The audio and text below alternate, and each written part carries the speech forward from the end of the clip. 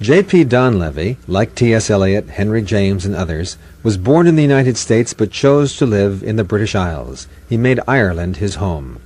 And many people today consider him an Irish writer.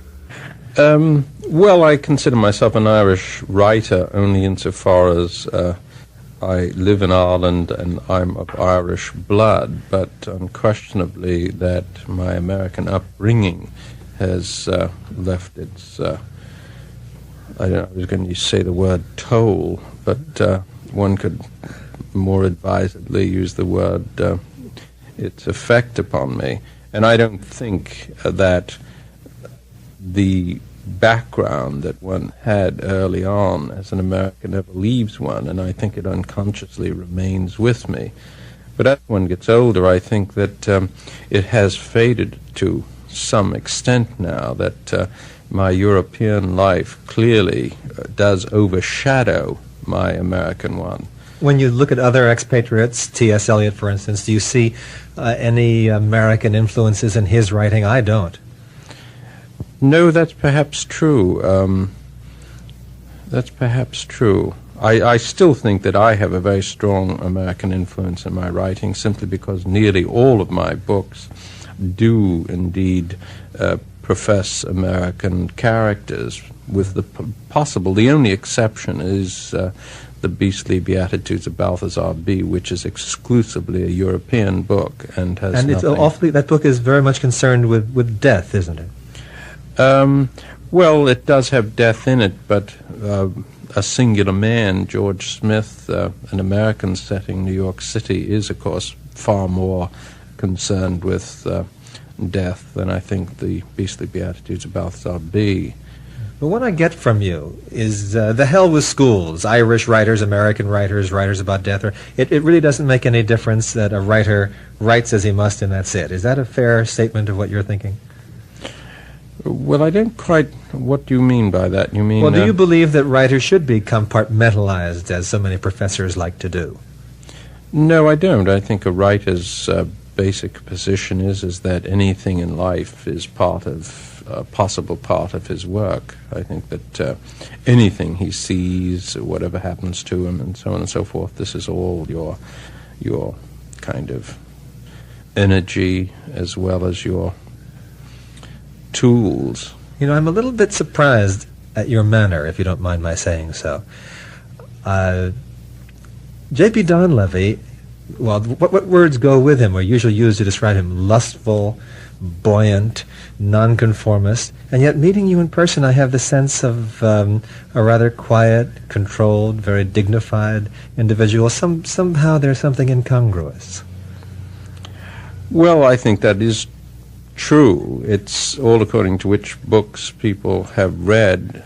I don't think it contrasts much with the picture one might get of me as the author of the Beastly Beatitudes of Balthazar B., or, say, A Singular Man.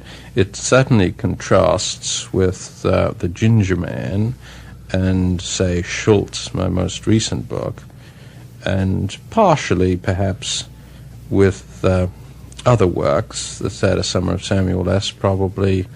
I'm not exactly what that book might describe its main character as being. But I don't think any author really can be that closely or that closely mirror his work.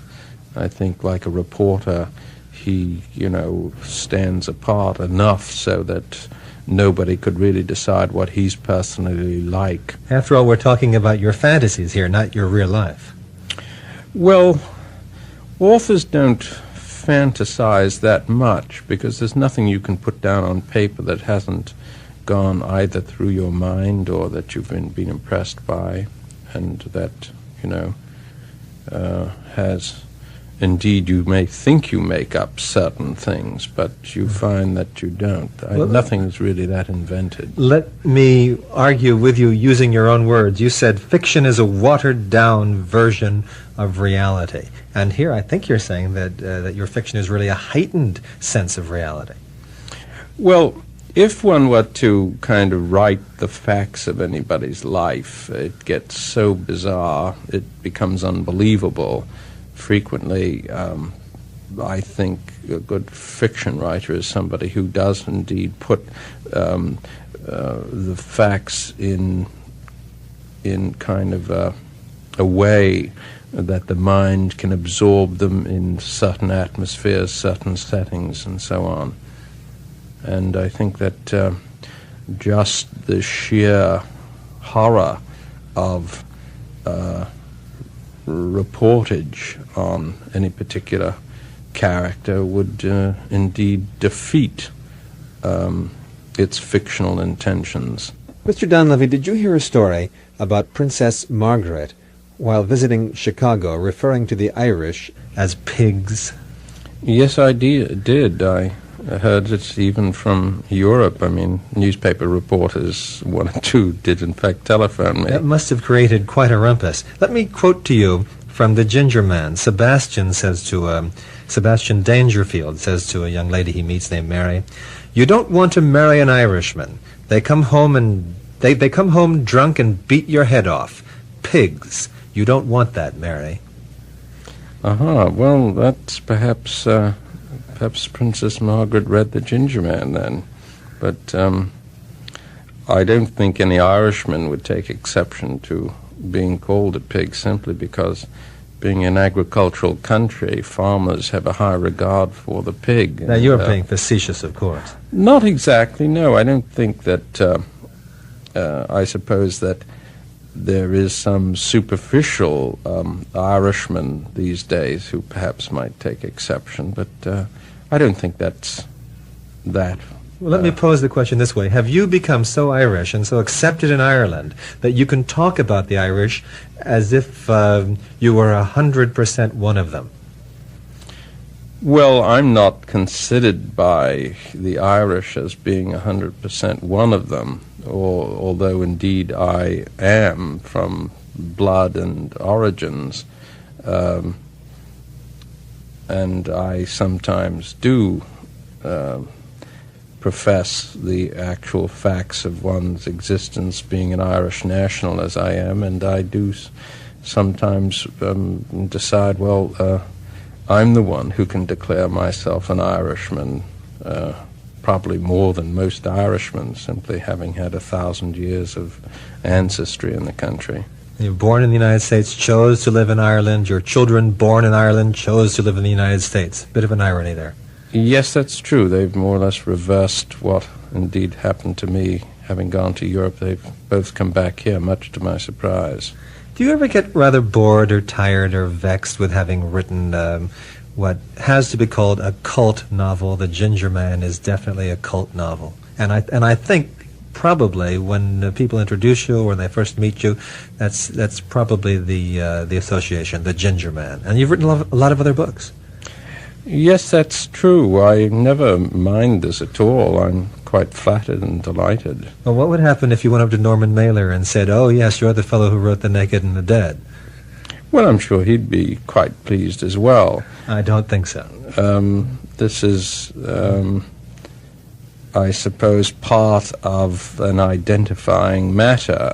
It's simple for anyone to say, well, this is J.P. Donleavy, he wrote The Ginger Man, and then everybody understands more about this man. Equally, you could say to a lot of my readers that, he is the man who wrote The Destinies of Darcy Dancer Gentleman, and you'd get just as kind of, perhaps as enthusiastic reactions. No, wait a second, I have to argue with you there. Well, you talk about your readers, but surely people who have only read The Ginger Man are your readers, and that, I think, may be the majority of your readers. That's perhaps true, but I, of course, hear differently, since people write me letters, and I have perhaps the only idea myself about what my public is, more so than someone else who, interviews me. I find that if I were to analyze, as my various fan letters, the books which do produce the greatest mail, it's not The Ginger Man. All right. Which produced the greatest mail? Well, I'm trying to think which one now. Say one book of mine, which is surprisingly widely read with many, many admirers, is The Onion Eaters. And that's not a book that's as publicly known as The Ginger Man, whereas it's regarded as being wilder, more insane, more fantastic than The Ginger Man is, being set in Ireland in a big Irish castle and so on. And that's a book who has its followers who indeed, I don't suppose, ever regard The Ginger Man to read it as an afterthought. And it's also the same with subsequent books of mine. Indeed, in fact, it just isn't true that my readership is one, or my notoriety is The Ginger Man. It isn't, in fact, true. There's a new cult novel, well, not so new now, but there is a cult novel in the United States now called The World According to Garp, by John Irving. And a few months ago, when Mr. Irving was in town here in Washington, I had occasion to go and hear him speak, and there were people who also came to hear him who were wearing a T-shirt that said, "Garp lives." And it struck a sort of note in my mind I really couldn't figure out. And after a while it came to me. 20 years ago, people were wearing T-shirts that said Dangerfield lives. Well, I've never seen any of these T-shirts, and I haven't been aware of that happening, actually. Well, what I'm simply saying is that there are books that spawn industries of their own. Yes, that's probably true. I think the Ginger Man is a book that certainly is something that has left an indelible impression upon people who have read it at a certain time of their lives, and it's more or less stayed with them. I cannot figure it out, really. We're talking about The World According to Garp. The author in that book describes a hero as one who had a lifelong bad feeling, and yet there's so much enthusiasm about it. In The Ginger Man, well, one well-known critic said about The Ginger Man that it's a book without hope. Would you agree with that? Not really. I would think The Ginger Man is a kind of a book which proclaims what? It doesn't really proclaim anything, but I don't think it's a book without hope at all, and I don't think it accepts life, and probably Dangerfield sees life in its reality in terms of what's happened to him, mostly that he wishes that he'd been given a private income along with a good set of teeth, and his upbringing and so on, and finds himself that he might indeed have to go and work for a living, and he is struggling, I think, to take up his position in the respectable class, as it were, and this also involves having a private income. That's Dangerfield's struggle, rather than being an iconoclast. I don't think Dangerfield is. He's just someone who accepts life and wants the kind of equipment that he feels one ought to have to live a dignified life. What are the ingredients of courage? I think he, and I think it could almost be said you, are both obsessed with bravery. Oh, I'm not so sure that that's true. I don't think especially. I think one is more obsessed with the fact of watching out for oneself rather than bravery. I mean, bravery is nothing else than a kind of it can cross the borderline into foolishness, I suppose. Well, who was it who said about you that Donleavy is concerned with finding people or portraying people who can stare unblinkingly into the void? Well, I'm not sure that that's true. I think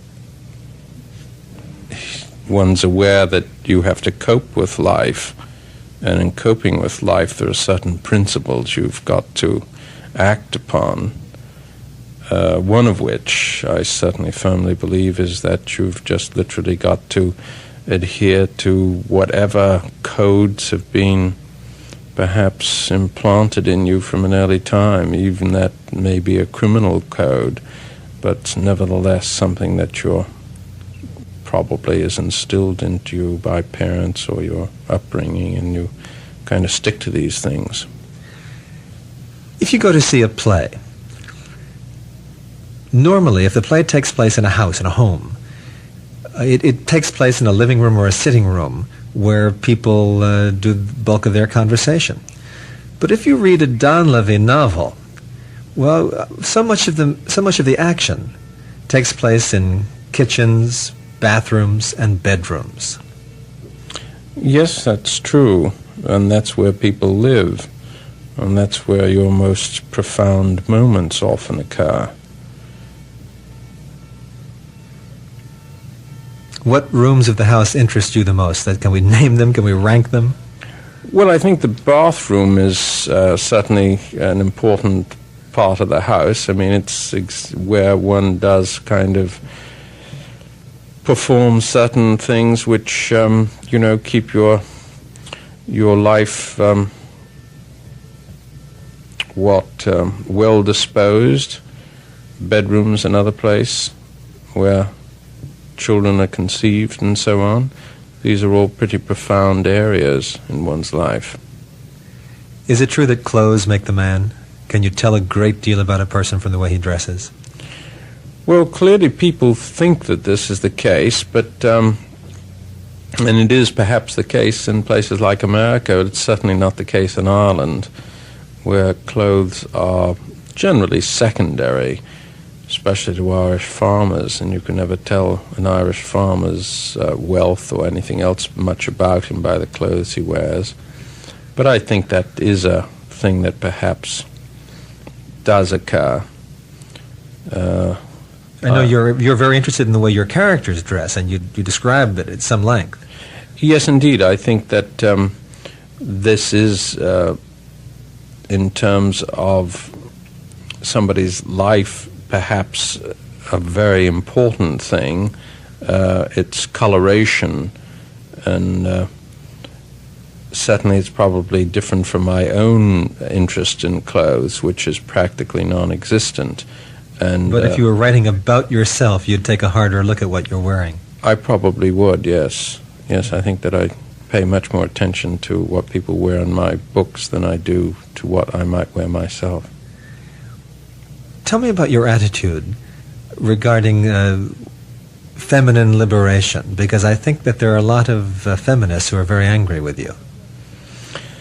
Yes, I regard the kind of feminist movement, certainly the more aggressive aspects of it, as being extremely unpleasant.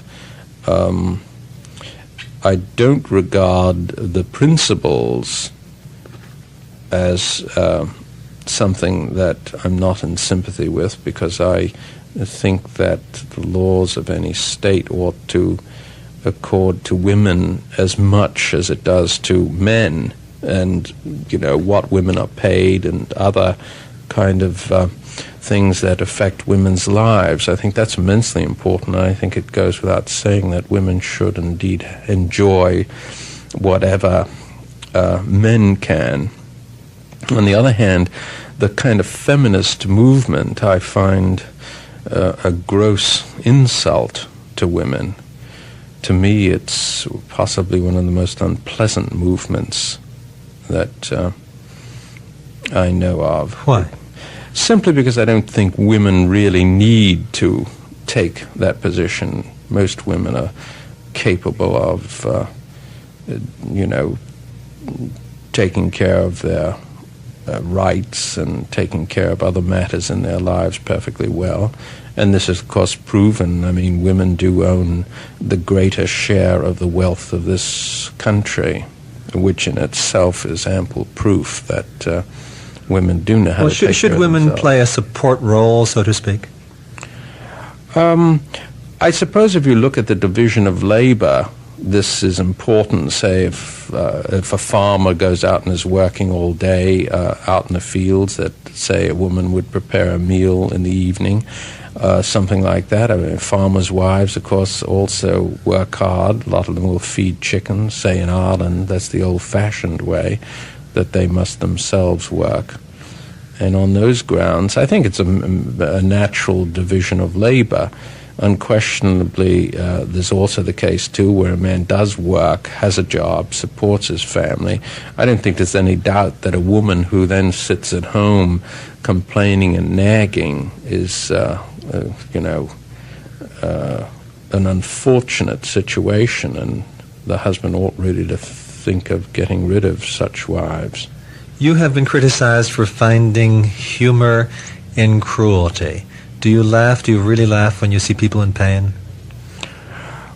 I'm not sure that I get any amusement out of people in pain. I don't think I do. I can think of a kind of primitive Irish aspect of this, that the Irish do regard, say, someone with a severe toothache in the west of Ireland, someone would laugh at somebody who was really in great agony and pain. This isn't my own attitude. A national characteristic, is that what you're saying? It could be, yes, a very primitive one. But my own is that I personally am able to kind of, suffer a pain without, I never make any attempts to alleviate pain that I suffer. I don't take anesthetics if I go to a dentist. Nor, however... Now, that's bravery. We were talking about courage before. That is real bravery. Not exactly. It's simply because I know that the administration of Novocaine and things like that are highly risky and can be unpleasant, and I prefer to suffer the pain rather than to suffer the thought of the unpleasantness of drugs. Which side of the Atlantic do you find is more hopeful? Where do you think there's a greater future?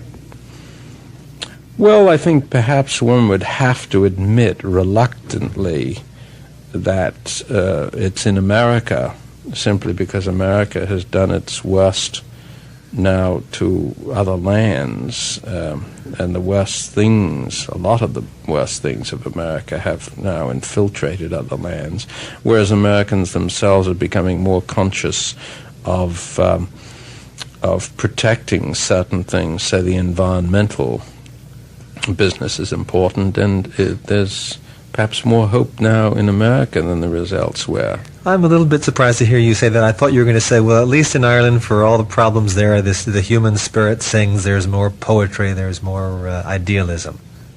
No, I think most idealism would be found in the United States simply because Americans are a spiritual race, which would surprise most people. They regard America as a materialistic land, which of course it isn't, simply because Americans have got all material things. And I've long held to the opinion that America is where people do think of matters of the spirit, and that's why you find Americans going around saying that I'm unhappy or looking for happiness. Europeans don't look for happiness at all. They look rather for refrigerators, bigger cars, all the material that's an things. old criticism of Americans. Maybe it's passé now. Yes, I think so. I think Americans do not look for material things. I think that they do have fears, however, possibly one of the biggest being, when they get sick, ill, as they get older. And doctors' bills probably frighten Americans more than anything else. What are you learning from this tour of the United States and being interviewed by people like me in various and sundry cities?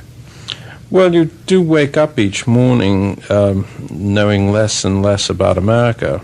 Well, that's actually what the tour does, is that you discover continually how little you know, and whatever you do know, how little you can kind of deduce from it. Does everybody ask the kind of questions that I've been putting to you? Well, not exactly. They seem to vary considerably. I find that, amazingly, I am asked quite a variation of questions. They've never been particularly repetitive. What sort of question do you find stimulating and interesting that sort of thing that's come up in the last few weeks? I'm probably interested in, say, things political, especially, not politics as such. I'm fascinated by who's going to be the next president of the United States.